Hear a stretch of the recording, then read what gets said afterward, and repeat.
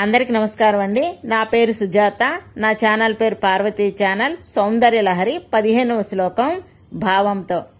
శరజ్యోత్స్నా శుద్ధాం శశియుత జటాజూటమకుటాం వరత్రా సత్రాణ స్ఫటిక ఘటికా పుస్తకకరాం సకృన్నత్వా నత్వా కథమివ సతాం సన్నిధదతే మధుక్షీరద్రాక్ష మధురి మధురీణ పణితయః.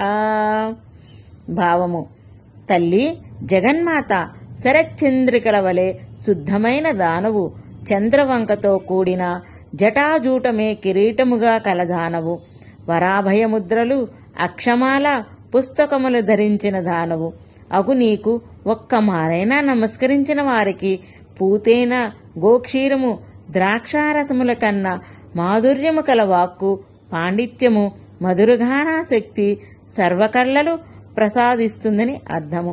శ్రీమాత్రే నమః.